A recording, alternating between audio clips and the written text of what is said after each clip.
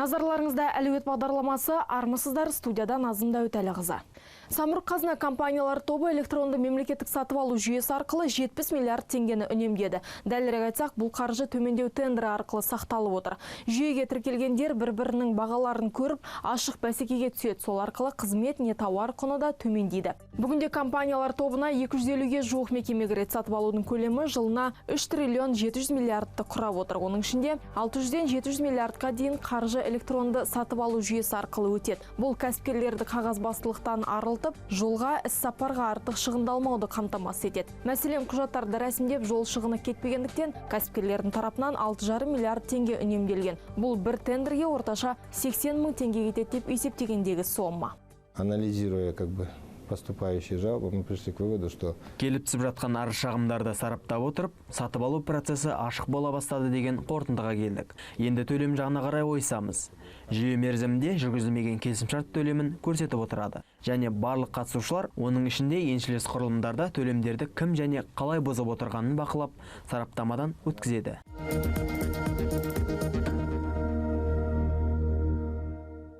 Германияның 70-тен астам ірі компаниясы Экспо 2017 халықаралық көрмесіне қатысуға ниетті. Инвесторлар мен бизнес иелері бұл туралы Берлинде өткен конференцияда мәлімдеді деп хабарлайды BNews порталы. Олардың барлығы жасыл энергия саласына маманданған және 2 жылдан кейін Астанада өз инновациялық жобаларын ұсынуға әзір.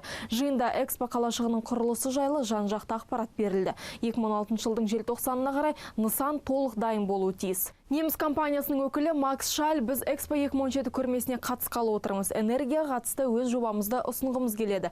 Бұдан басқа күннен қуат алатын электр станцияларын тұрғызсақ дейміз. Оңтүстік Қазақстан, Қызылорда, Тараз және Шымкентпен келіссөздер жүріп жатыр деді.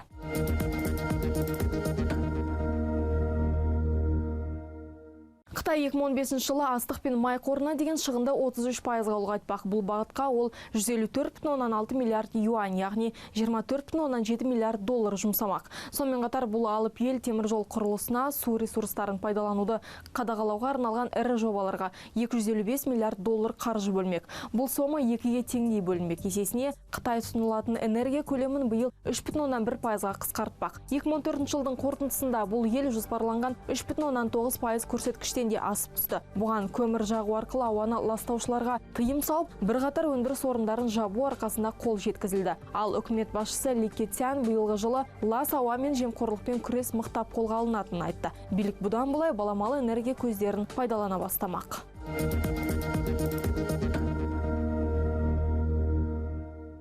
Ал Tesla компаниясы Қытайда жұмыс орындарын қысқартып жатыр. Бұған сауданың азаюы себеп деп хабарлайды Wall Street журнал. Бірақ қанша орынның босайтыны жөнінде нақты мәлімет жоқ. Алайда Қытай басылымдары 180 жұмысшы туралы хабар таратып отыр. Tesla 2014 жылы 2013-пен салыстырғанда жұмысшыларының санын 2 есеге, яғни 5,8 мыңнан 10,2 мыңға дейін көбейткен болатын. Ал Warren Capital зерттеу агенттігінің мәліметі бойынша 2014 жылдың 9 айында Қытайда небәрі 2,5 мың Tesla көлігі сатылған. 2015 жылы елде 469 көлік тіркелген. Бұл 2014 жылдың желтоқсанымен салыстырғанда 6%-ға көп.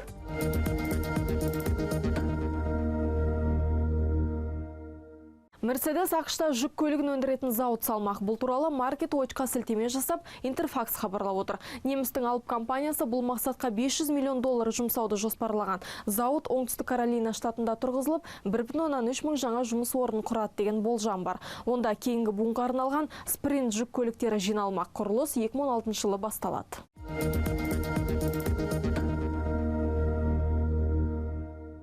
Chrysler Group және Fiat концерндерінің бас директоры Серджио Маркиони 2014 жыл үшін 72 миллион доллар өтемақы алуы мүмкін. Ол компанияның бірігіп құнды қағаздар бағасы 61%-ға қымбаттауынан болған сыйақы мен табыстан құралған. Бұл туралы The Wall Street журнал хабарлап отыр. Сондай-ақ ол 2014 жыл үшін 12 миллион евро сыйақы алады. Бұл қаржы Маркиони қызметінен кеткен кезде төленбек. Сондай-ақ оған компанияның 1,62 миллион акциясы да тиесілі болмақ. Олар 2015 жылдың сәуірінде акционерлер жиында бекітіледі.